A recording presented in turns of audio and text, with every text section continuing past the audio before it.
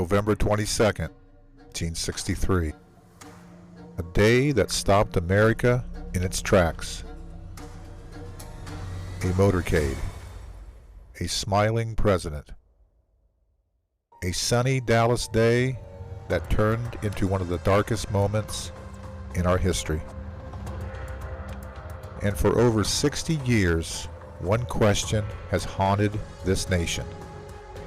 Did Lee Harvey Oswald act alone? Tonight, I'm going to tell you what I've come to believe. Not from speculation, not from conspiracy theories, but from a lifetime of research, travel, study, and standing in the very places where history unfolded. My name is Brian Smith, and this is the story behind the story.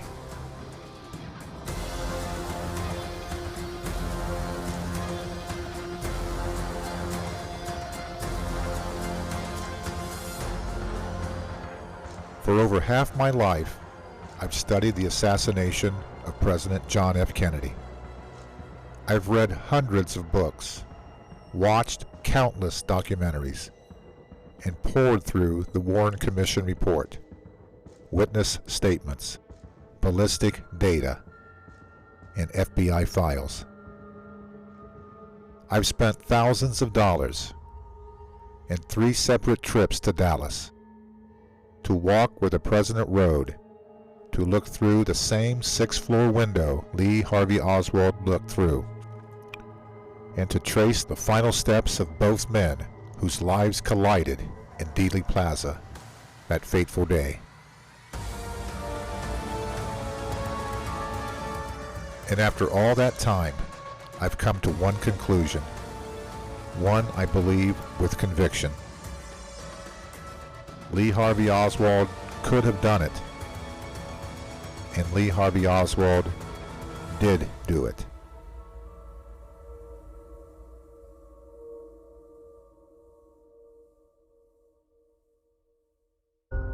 Let's start with who Oswald really was.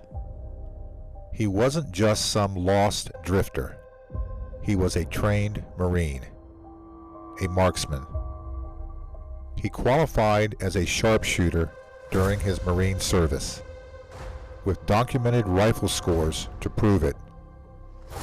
He was trained to fire from elevation, to handle a bolt-action weapon, and to hit a moving target. This wasn't a man who had never held a gun. This was a man who had lived with one.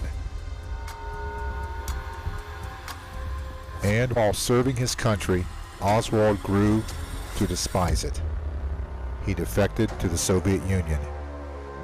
He married a Russian woman, Marina, and dreamed of being remembered not as a husband or father, but as a revolutionary. A man who would make his mark, no matter the cost.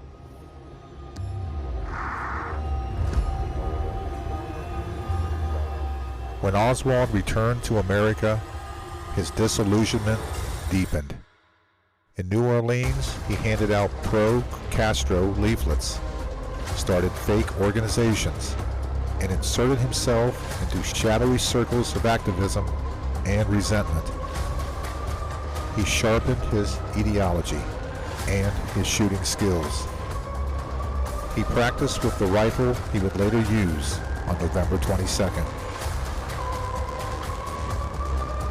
And we know this rifle, the 6.5 millimeter Mannlicher Carcano, was his. He ordered it by mail from Chicago, using an alias. He posed with it in his backyard while Marina took photographs. The very same rifle found on the 6th floor of the Texas Schoolbook Depository. That gun bore his fingerprints, and the paper used to wrap it was found near the sniper's nest. Even Oswald's own wife, Marina, testified that he had taken a shot at retired General Edwin Walker, a far-right figure Oswald considered an enemy of his ideals. That wasn't a rumor. It was an earlier attempt at assassination and a clear pattern. Now, let's go to Dallas. Oswald worked at the Texas School Book Depository.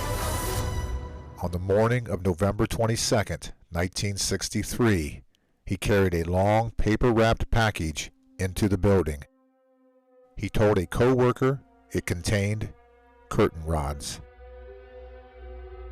We now know it didn't. That paper and his fingerprints matched the evidence found after the shooting. Witnesses directly below the 6th floor heard 3 sharp cracks, the metallic ping of shell casings hitting the wooden floor above them. Eyewitness Howard Brennan, standing across from the depository, looked up and saw a man in that window. He later identified that man as Lee Harvey Oswald. 3 shots were fired. 3 shells were found. 3 bullets that changed the course of American history. And when the smoke cleared, Lee Harvey Oswald was gone. At roll call, he was the only employee missing. He had left behind his wedding ring and his money with Marina, almost like he knew he wasn't coming home. He fled. He returned briefly to his boarding house, then gunned down Officer J.D. Tippit on a Dallas street, a senseless, panicked act of flight. Several witnesses saw it. Then Johnny Brewer saw him duck into the Texas Theater to hide. When police cornered him there, he pulled a gun and tried to shoot Officer Nick McDonald. This wasn't the behavior of an innocent man. This was the behavior of a cornered one. And when reporters shouted, "Did you kill the president?" Oswald didn't say no. He said, "I haven't been charged with that." That's not a declaration of innocence. That's evasion. A man truly innocent of the crime of the century would shout his innocence to the heavens. Oswald did not.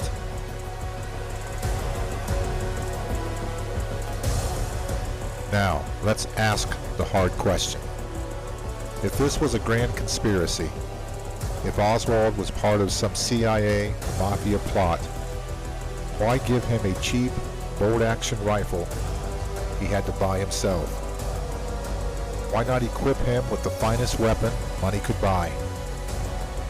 Why let him order it by mail under an alias that traced right back to him? Because there was no conspiracy. There was one man, one shooter, one motive.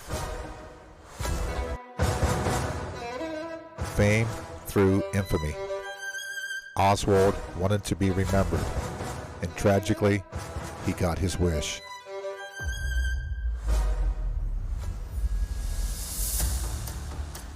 I've stood at that 6th floor window. I even stood there on November 22nd.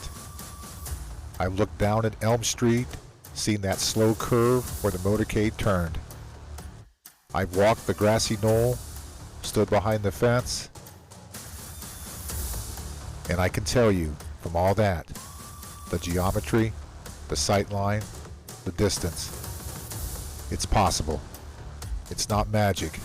It's marksmanship, the kind a Marine could make.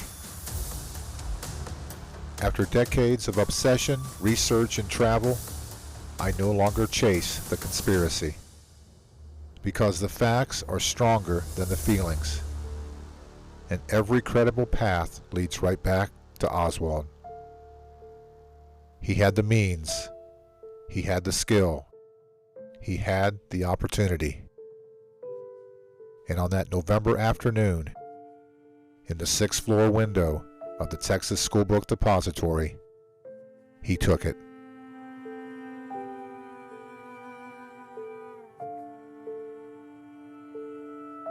And that's the story behind the story of Lee Harvey Oswald on November 22nd, 1863.